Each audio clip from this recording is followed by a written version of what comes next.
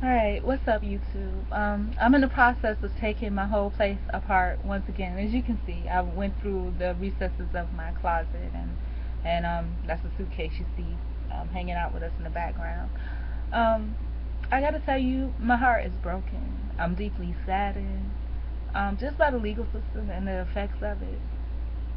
Um, Over the past few days, just different experiences. I always overcome them, but I guess I would like the general public to know just how devastating, it is, to be a person falsely accused and convicted. And it saddens me that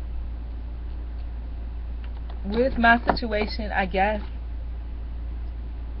I'm leaning towards more on the fortunate side than the unfortunate as to how things could have went.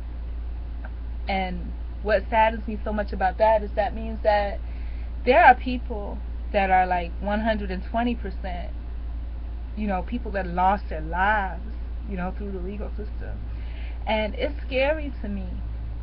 It's very scary to me how easily perceptions are thwarted, how little a person's life means, whether it's living, breathing life or, the physical life, spiritually, mentally, how little a person's life means to the point where you don't care that what you're saying may be false. You don't care that what you're saying go against everything that this person's value system has put in place.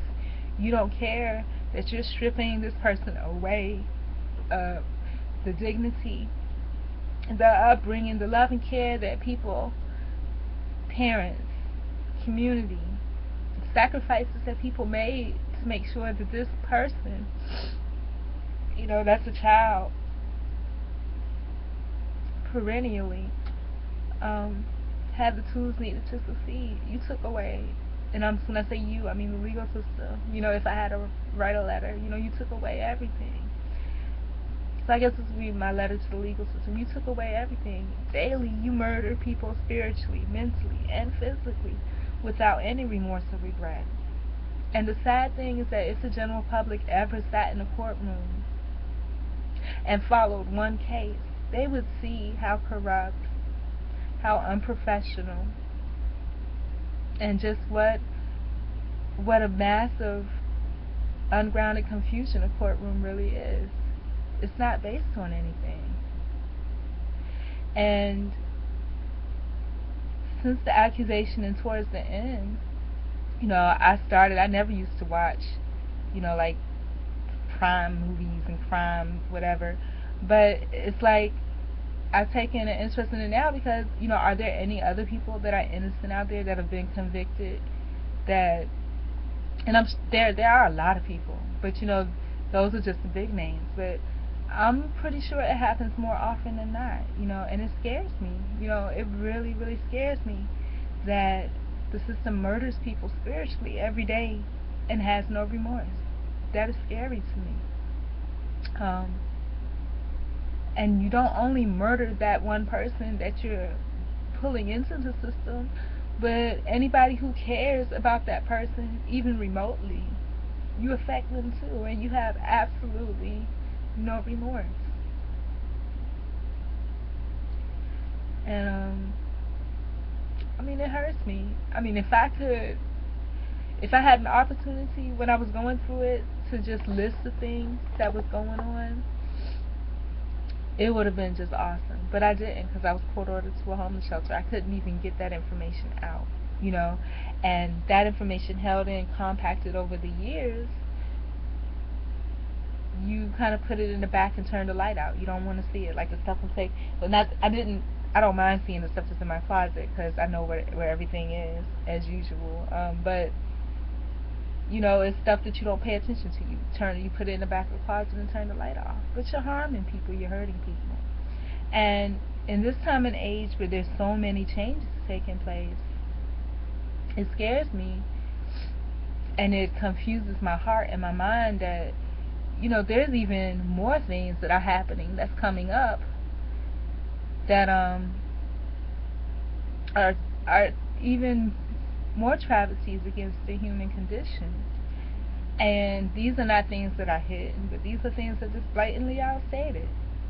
And if you watch the news, all the stuff that used to be like crazy conspiracy theory, and I don't think the government ever really commented on any of that. They just kind of let the general public decide if it was or not. But now it's coming to fruition, and the government don't care. They're not even trying to hide it. But if you speak up about it, then you're a problem. And just a disclaimer, I'm not speaking up about anything. I'm just expressing my sentiments. And it makes me very weary. And I guess what I should be doing, since I'm so quote unquote weary, is perhaps I should be walking to church. But I've conveniently pulled everything out of my closet, so I can't leave my house like this and go to church. That's crazy.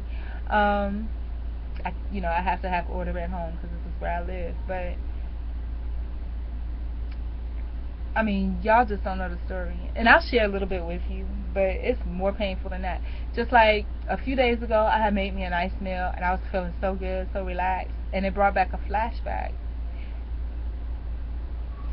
I need to write it down. I don't even know if I can write anymore.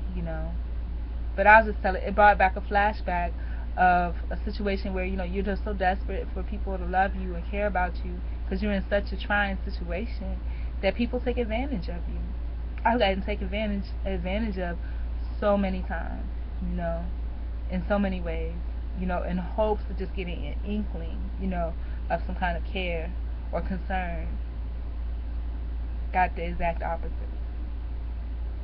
And so I remember when I was feeling so good, I remember I felt that good one time before. And a person that, seemingly, seemed to reach out to me, they were just like, oh, you're feeling too good. And they were trying to do negative things to hurt me intentionally because they felt that I was feeling too good. And then when I parted ways with that person continued to, they could have just ignored me and act like I never existed because, I had moved on, but they continued to harass me. They would see me walking down the street, harass me. This is the type of person I would have nothing to do with, and immediately I would have called the police and had them, taken care of. But what do you do when you're falsely accused of something? What do you do, And I don't know, it's just a lot of feelings that's associated with that. I really wish that as things was going along that I could have documented, just for the fact of educating people, because hindsight, when you go through something like that, you can't really go back on hindsight because you had to be strong, and because you had to be strong, you couldn't really delve into your feelings, and nobody would listen because you've got this stain put on you. And then there were people that knew.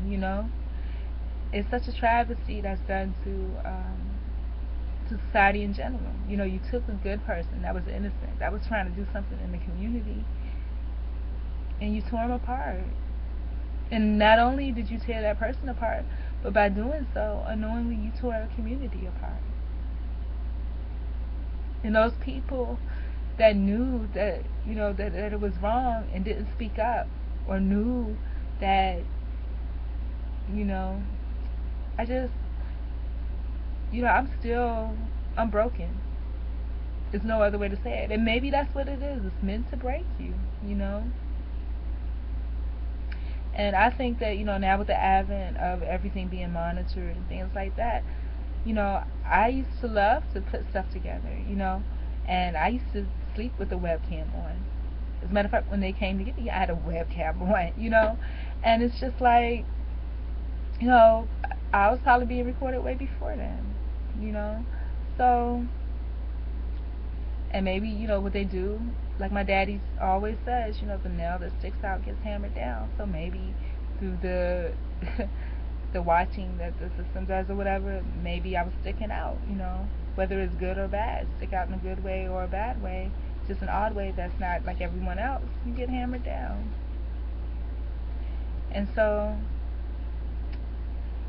I don't know, I just have a lot of pain, and that's the other thing that I wanted to mention. but I'm not gonna mention it right now. But I'm just expressing my feelings. So I had to get a little bit out. I used to write, but I have something going on with my wrist now. I don't know if I have carpal tunnel. And then on top of that, I don't write like I used to because of the legal thing.